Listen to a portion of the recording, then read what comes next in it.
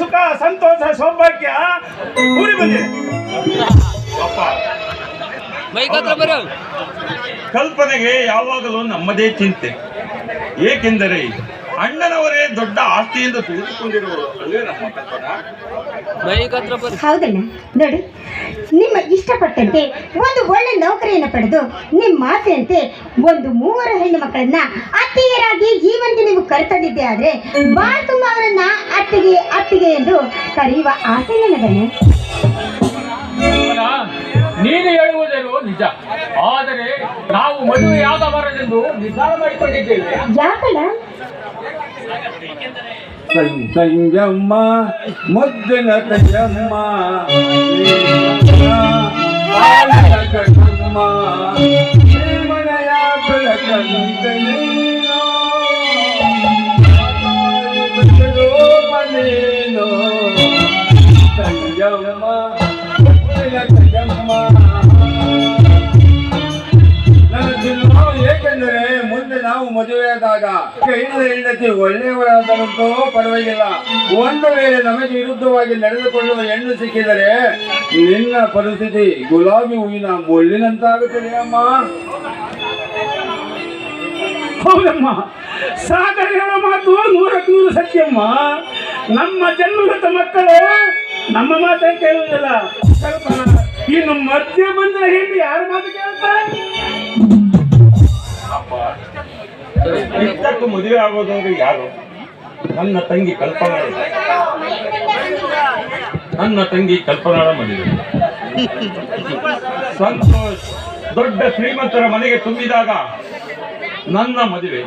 Santosh BA ಓದುತ್ತಿದ್ದಾನೆ, Sagar ಇನ್ನೂ ಓದುತ್ತಿದ್ದಾನೆ. ಮುಂದೆ ಏನು ಮಾಡುವುದು ತೋಚುತ್ತಾ ಇಲ್ಲ ಅಪ್ಪ. ಏನಿಲ್ಲಣ್ಣ, ಈಗ BA ವ್ಯಾಸಂಗ ಮುಗಿದಿದೆ, ಮುಂದೆ MA ಮಾಡಬೇಕೆಂದಿದ್ದೇನೆ. ಅದಾದ ಮೇಲೆ ಯಾವುದಾದರೂ ಒಂದು ಕಾಲೇಜಲ್ಲಿ ಲೆಕ್ಚರ್ ಆಗಬಹುದು. ನಾನು ಅಷ್ಟೇ ಅಣ್ಣ, ಈ ಸರಿ ಫೈನಲ್ BA ಮುಗಿದ ಮೇಲೆ ಯಾವುದಾದರೂ ನೌಕರಿಗೆ ಸೇರಿಕೊಳ್ಳುತ್ತೇನೆ ಅಣ್ಣ. ಹೌದೌದು, ನೀವೆಲ್ಲ ಬರೀ ನಿಮ್ಮ ಜೀವನದ ಬಗ್ಗೆ ಮಾತ್ರ ಯೋಚನೆ ಮಾಡ್ತಾ ಇದ್ದೀರಲ್ಲ, ಮುಂದೆ ಹಾಗಲ್ಲ. ನೋಡಿ, ನೀವೆಲ್ಲ ನೌಕರಿ ಅಂತ ಕೆಲ್ಸಕ್ಕೆ ಹೋದ್ರೆ ಮುಂದೆ ಅಪ್ಪಾಜಿನ ನೋಡ್ಕೊಳ್ಳೋರು ಯಾರು ಅಂತ ಕೇಳಿದೆ. ಕಲ್ಪನಾ, ಆ ಭಗವಂತ ನನಗೆ ಆಯಸ್ಸು ಕೊಟ್ಟಿದ್ದಾನೆ, ಮೇಲಾಗಿ ಜಮೀನಿದೆ, ಅದರಿಂದ ಜೀವನ ಮಾಡುತ್ತೇನೆ. ಹಾಗಾಗಿ ನೀನು ಈ ಮನೆಗೆ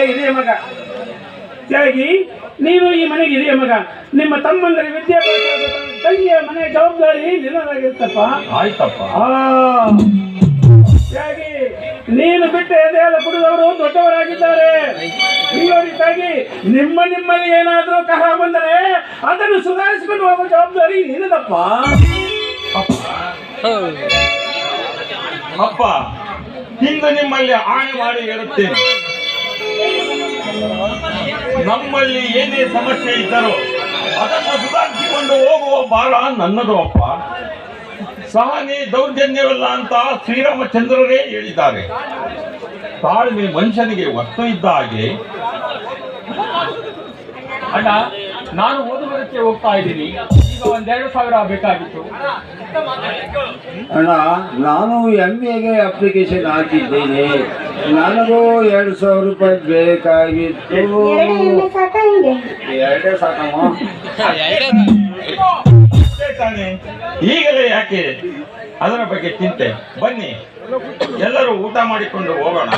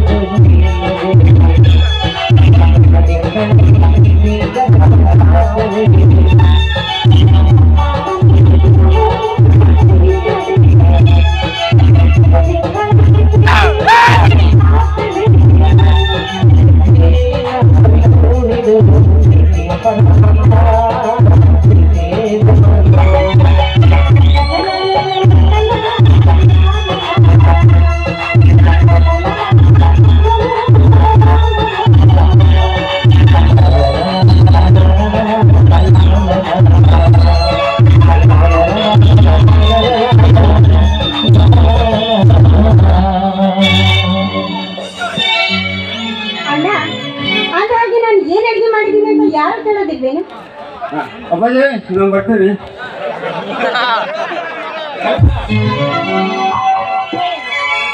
ಕಲ್ಪನಾ, ಇದೇ ಖುಷಿಯಾಗಿ ನಮಗೇನಾದರೂ ಸ್ಪೆಷಲ್ ಅಡಿಗೆ ಮಾಡಿದ್ರೇನಮ್ಮ? ಖಂಡಿತವಾಗ್ಲೂ ಅಲ್ಲ.